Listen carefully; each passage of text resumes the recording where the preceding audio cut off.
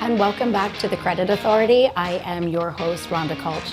And on most occasions, what we're doing is bringing in industry professionals to speak about topics such as real estate and mortgage, even law for that matter. But today I'm bringing in a special guest. It's a friend of mine. His name is Robert Cornicelli. He's actually running for Congress. And it's so important from the business community standpoint that we listen to what he has to say, because I wholeheartedly believe in his campaign, and I'm hoping that after today's interview, you will too. So welcome, Rob, to our wonderful show today. Thank you for having me. I'm so excited because I know you have been so busy hitting the streets and speaking to people within your district and community leaders and business leaders. And if anybody follows you on social media, every day you are somewhere else trying to spread the word about why you are the right fit for New York right now. So what I want to do is start a little bit with your background, because I think it's important for people to respect where you came from. You're not just some trailblazer that decided to get into politics. You started your career in the military. So tell us a little bit about that. Well, first of all, thank you. Thank you for having me. I grew up in a very poor family. I wouldn't say we were dirt poor, but we didn't have much. So we learned from a young age that what our family brought in meant a lot, whether it was meals of just Italian bread at night, because that's all we had, or having just a kerosene heater in the living room. We understood that what our families gave to us, no matter how much it was or how expensive it was love. So I learned at a young age that be appreciative of what you have and your family and your support structure. I went into the Navy right after high school. I tried college for a couple of years, but I had very bad ADHD, very bad dyslexia. I barely made it out of high school. And back then, there were no programs. Yeah. There was very little understanding of what that was. You were just hyper. You weren't a bad child, you were just hyper. You couldn't sit in the classroom. So a tapping like that, if a kid was tapping or snapping gum or whispering, it throws off someone with ADHD that they'll miss the entire lesson. When you get into calculus and algebra and those types of subjects, you're way behind. Yeah. If you miss one class. So did very poorly in high school, went in the Navy, and I learned that I had a disorder, something wrong. And I had to figure out on my own how to overcome this. I wasn't going on a drug, I wasn't going to counseling, I was overcoming this because it aggravated me that I had it. And I realized I wasn't as dumb as the guidance counselor told me. Imagine a guidance counselor saying you're not smart enough for college, you're not smart enough for advanced education. That plays on a child's mind. Absolutely. But in the Navy, when there was no tapping, no gum snapping, I realized I'm a lot smarter than I thought. You've removed the triggers. I removed what was instilled in my head, that there's just two types of people who are bound for college and people who should become like public servants. So I did go in the Navy. I did 4 years active, 4 years reserve, and I realized I'm a lot smarter than I thought. I went to college afterwards at night, and I did extremely well. So I wanted to go back into the service now as an officer and lead soldiers, because I felt like most kids going in the service, or most kids coming out of school, they're not taught how to be leaders. They're not taught how to take care of others, how to take the health and welfare of your subordinates or people who work for you into account. That should be the primary goal of any leader, health and welfare of whoever works for you. And that's how a business or the military will succeed. So I did another 13 years in the military, and the last 4 I worked for General Flynn in the DIA, which, if you want to learn how to become a leader, that's the guy to teach you. And that's where it hit home that our country is in bad shape. We have bad people embedded in the government who they're not looking out for the welfare of our subordinates, the people, the citizens. They're looking out for themselves. And it's rampant. Trump called it a deep state, but there's no one in government right now, really, the decision makers, who say small businesses are suffering. It's really not a concern. Or I think there's like 20,000 large businesses in the country. They're suffering. There's no concern. It's just how much can we take? So that kind of kicked off why I was running for Congress. It's about time people just step up and stop this oligarch mentality that we're okay with the top 1%. I don't mind someone making money. Sure. But don't use your money to influence how we live. You want to make money and spread your money around, great. When you're using it to influence people, to only benefit yourself or your small group of oligarchs at the top, that's why we're in the condition we're in. So whenever somebody's running a campaign, you know, you have the people that are your allies and you have people that are your enemies.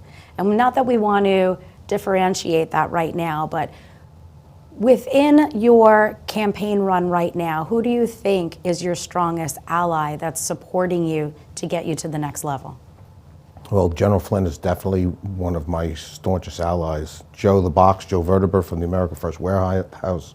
You have massive Patriot Group support. You have the Long Island Majority, you have the Norfolk Patriots. We have the Moms for Liberty of Nassau, Moms for Liberty of Suffolk, Save Our Schools. The amount of support in the Patriot groups, the mom groups, and I say mom because moms have taken the country by storm. They have said we've had enough. Sometimes the moms don't get so involved in the taxes. Sometimes they don't get so involved in the price of gas, but when you mess with their kid, when you force them to have a jab or a mask mandate, they come out like ravaged animals. And I've been to some of the rallies, and I think it's important for people to understand it's an experience. And if you are one of the same, you go there feeling liberated that you've met a group of people of like kind. Yeah, and I'm not saying they don't pay attention to what's going on, but the red wave, when you see those politicians holding up the hands of, when you see the political leaders holding up the hands of their politicians saying, yeah, we did it, red wave, you're full of it, you did nothing. The moms came out, the fathers came out, and they said, we've had enough. You come for our children, you're done. You try to stick a jab in us, you're done. You force us to wear masks, that's it. Tell me a little bit about what some of the principles are behind your campaign. In terms of people or finances?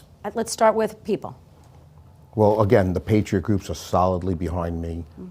We have, hopefully we'll be picking up the Trump endorsement soon, the Mayor Giuliani endorsement soon. We have past county chairmen behind us. I tried to stay away from getting any of the political leaders behind me because they're the problem. When you look at my opponent, Andrew Garbarino, the only reason he was chosen is his father is the chairman of Iceland. Now, how can the chairman of Iceland nominate his own son? How can the chairman of Iceland, the person who puts in, he actually puts in the people in the planning boards and the zoning boards, and then you handle cases before those same boards. This is what's going on across Long Island. You see political leaders involved in business with the same towns where they put in their zealots. Andrew Garbarino, when he ran 2 years ago, he screened fourth out of the candidates, but somehow he got the endorsement. In this case, with me, when I went for the endorsement, 9 people came out. I was the last person standing. The guidance was you had to make all 3 screenings with the town committees to actually sit before the county chairman and the town leaders. I was the only one who made all 4. Neil Foley made 4, but he dropped out. How did the chairman totally go against the will of his committee and say, you know what, I don't care about how the committee feels. I'm just going to choose the candidate myself. What a slap in the face of all those hardworking committee members who come out, rate candidates, sit there for 4 or 5 hours, and you say, I don't care what you think, I'm just going to choose another guy. This is the problem. This is why this country is in the condition it's in. If we're so accustomed to people running campaigns as a smear campaign, what do you think your opponent would say about you, and how do you rebut that? Well, when you've served your community for the past 7 years, feeding every homeless veteran on Long Island, taking care of people with intellectual and developmental disabilities, fixing cars of homeless veterans returning into the workforce, serving in the military, just all the things that we do with our 501c3 and the military services, really not much he's going to be able to say. So what they'll do is resort to lies and smears like they did to Michael Petrie.